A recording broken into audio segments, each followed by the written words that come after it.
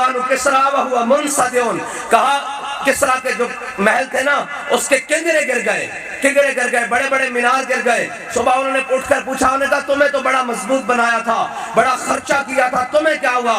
انہوں نے کہا تمہیں نہیں پتہ لگا، حضور آ گئے۔ انہوں نے کہا رات کو دریائے نیل ایسے چل رہا، صبح الٹا بہنا شروع ہو گیا، عیسائیوں اور یہودیوں کے، پارسیوں کے، آتش پرستوں کے اس کے گرد معبد خانے تھے، صبح الٹا بہ رہا تھا۔ کسی نے کہا تمہیں کیا ہوا گا؟ اس نے کہا تمہیں نہیں پتہ لگا امام الانبیاء آ گئے ہیں۔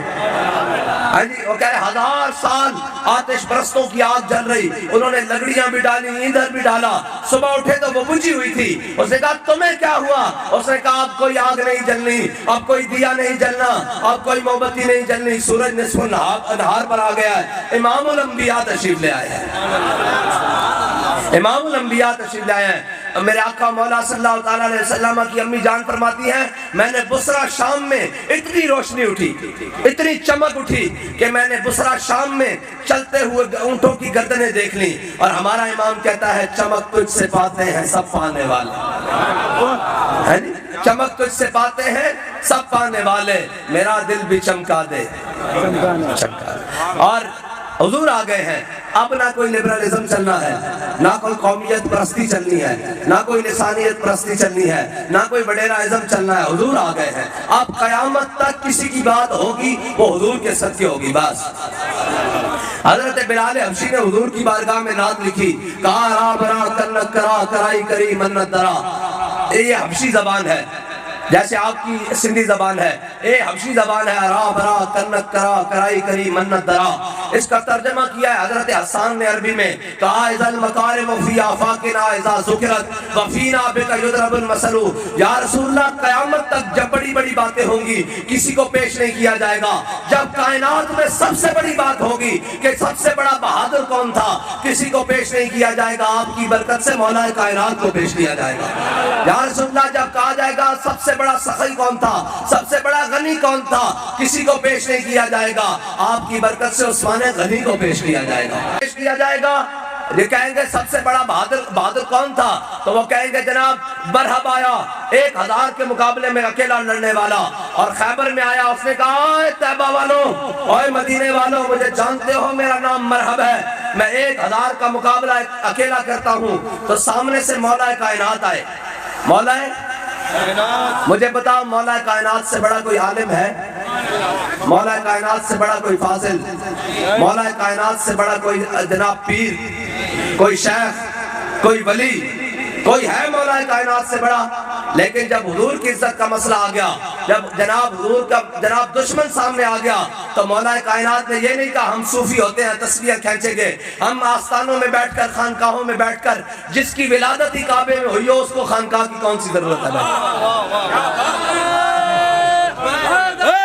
مجھے بتاؤ، ایک منٹ مجھے بتاؤ، جس کی جناب علی ہو اور وہ کہے کہ جناب حضور کا دشمن سامنے آ جائے، تو مولا کائنات یہ نہ کہے کہ ہم بڑے صوفی لوگ ہوتے ہیں، ہم کسی کو کچھ نہیں کہتے۔ اس نے مرحب نے کہا اے طیبہ والوں، مدینے والوں، مجھے جانتے ہو میرا نام مرحب ہے، تو مولا کائنات حضور سے دستار بنوا کر ہاتھ میں ذوالفقار پکڑ کر میدان میں آ کر کہے ان الذی سمتنی امی حیدرا، فرمایا تجھے مرحب لوگ کہتے ہیں، میری ماں نے بھی میرا نام حیدر رکھا ہے، جھاڑیوں کا شیر۔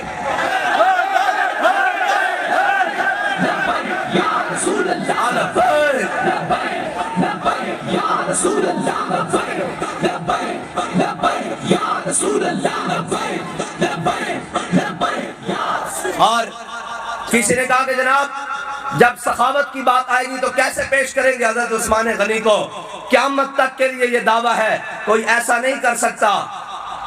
میرے آقا و مولا صلی اللہ علیہ وسلم کی بارگاہ میں ایک حاجت مند آیا، کیا یا رسول اللہ میری حاجت پوری کیجئے؟ فرمایا جا عثمان کے دروازے پر چلا جا۔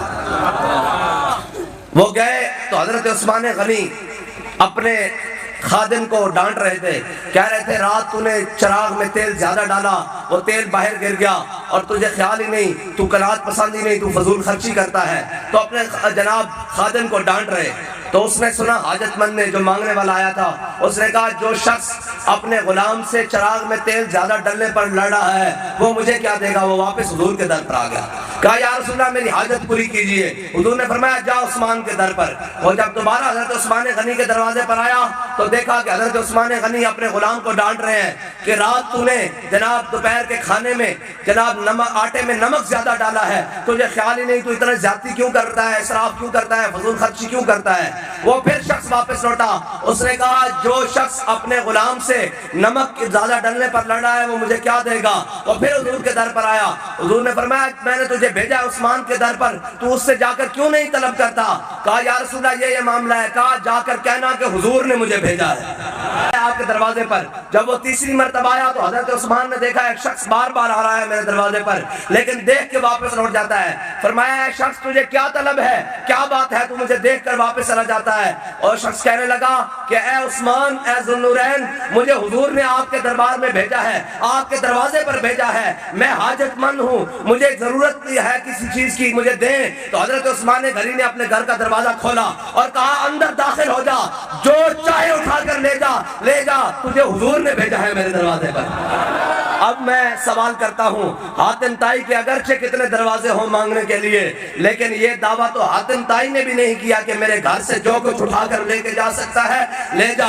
حضور کی برکت سے حضور کا غلام عثمان غنی یہ کام کر سکتا ہے کہ مانگنے والے کو گھر کے اندر داخل کر دے اور کہے جو اٹھا کر لے جا سکتا ہے، سونا لے جا سکتا ہے، چاندی لے جا سکتا ہے، ہیرے لے جا سکتا ہے، دولت اشرفیہ درہم دینار جو لے جائے لے جا، کیونکہ تجھے میرے دروازے پر حضور نے بھیجا ہے۔ یہ ہے حضرت بلال حبشی نے کہا قیامت تک جس کی بھی بات ہوگی وہ حضور کی وجہ سے۔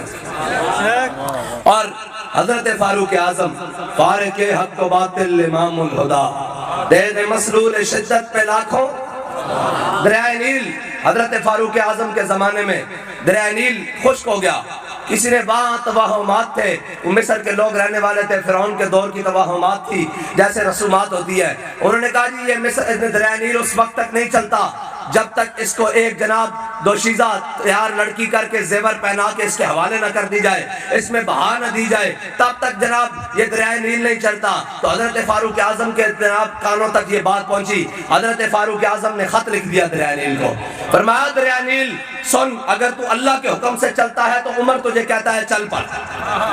کس کو بات کر رہے ہیں؟ دریائے نیل کو۔ مولانا روح فرماتے ہیں نطق آب و نطق خاک و نطق گل، فرماتا ہے جب حضور کا غلام بندہ ہو جاتا ہے نا تو پھر مٹی بھی اس سے بات کرتی ہے، پھر پانی بھی اس سے بات کرتا ہے، پھر ہوا بھی اس سے بات کرتی ہے، پھر درندے بھی اس سے بات کرتے ہیں، پھر پرندے بھی اس سے بات کرتے ہیں۔ اس کا ثبوت موجود ہے، حضرت سفینہ افریقہ کے جنگلوں میں جا رہے تو سامنے سے شیر آ گیا، تو حضرت سفینہ نے یہ نہیں کہا کہ میں بڑا نیک ہوں، میں بڑے نفل پڑھتا ہوں، میں بڑی نمازیں پڑھتا ہوں، میں نے اتنے حج کیے ہیں، میں جناب میری پیشانی پہ داغ سجدہ بنا ہوا ہے تو میں جناب فلاں ہوں۔ کہا یا ابوالحارث انا مولا رسول اللہ، فرمایا شیر ذرا خیال کر کے حملہ کری، میں حضور کا غلام ہوں۔ بس کائنات میں ایک ہی تعارف ہے، وہ حضور کی غلامی ہے، وہ حضور کی غلامی ہے۔ کائنات میں ایک ہی تعارف ہے، اور جس کا حیا فرشتے بھی کرتے ہیں، جس کا حیا کائنات کی ہر چیز کرتی ہے۔ مجھے یہ بتاؤ کہ ہمارے قائد محترم امیر عظیمت امیر المجاہدین نے کبھی اپنا تعارف کرایا؟ کہا جب بات پڑی اور بات آگے بڑھ گئی، لوگوں نے کہا میں مولوی ہوں، میں پیر ہوں، میرا جبہ، میرا فلاں میرا فلاں، کہا جھلیو تم پاگل ہوئے پھرتے ہو، یہ باتیں نہیں کرتے، اس دربار میں جا کر کہتے ہیں میں کتا پاک رسول اللہ کا۔ بتاؤ امیر المجاہدین سے بڑا کوئی عالم عصر حاضر میں، کوئی جناب مجاہد، کوئی شیخ، کوئی پیر، لیکن جب کہا نا میں کتا پاک رسول اللہ کا تو مالکوں نے قبول کر لیا۔ ہاں وہاں قبول ہی وفاؤں کو کیا جاتا ہے، وہاں قیمت ہی وفاؤں کی ہے۔ کس چیز کی قیمت ہے؟ وفاؤں کی قیمت ہے۔ حضرت فاروق اعظم نے خط لکھ دیا، فرمایا جا کے نیل کو یہ میرا خط پہنچا دو، اور خط پہنچا دو، اور لکھا ہوا تھا کہ اگر تو اللہ کے حکم سے چلتا ہے تو پھر عمر تجھے کہتا ہے اللہ کے حکم سے چل پڑ، اگر تو اپنی مرضی سے چلتا ہے تو پھر عمر اور اس کی رعایا کو تیری ضرورت ہی نہیں، تیری ضرورت ہی نہیں۔ ہاں یہ ہے بات۔ اور پھر کہا قیامت تک جب بڑی بڑی باتیں ہوں گی، جب بڑی بڑی باتیں ہوں گی، بڑی بڑی بات کیا ہے؟ آج تو لوگ ایک ایک رشتے کو روتے ہیں نا۔ حضرت جناب سیدنا صدیق اکبر، آپ کے بیٹے مسلمان نہیں ہوئے تھے اس وقت، بدر والے دن وہ اہل مکہ کے ساتھ آئے تھے، اور جب بعد میں مسلمان ہوئے تو اپنے ابا جی حضرت جناب سیدنا صدیق اکبر سے کہنے لگے جناب بدر والے دن آپ میری تلوار کے نیچے 2 مرتبہ آئے ہیں، میں نے آپ کو کچھ نہیں کہا۔ یہ حضور کی غلامی، یا رسول اللہ جب بڑی بڑی باتیں ہوں گی تو آپ کی برکت سے آپ کے غلاموں کو پیش کیا جائے گا۔ تو حضرت جناب سیدنا صدیق اکبر کو آپ کے بیٹے کہنے لگے آپ میری تلوار کے نیچے 2 مرتبہ آئے ہیں، میں نے آپ کو کچھ نہیں کہا۔ تو حضرت جناب سیدنا صدیق اکبر نے فرمایا تو میری تلوار کے نیچے 1 مرتبہ بھی آیا ہوتا نا تو میں نے تجھے کاٹ کے رکھ دینا تھا، اس لیے کہ میں حضور کی طرف سے آیا ہوا تھا۔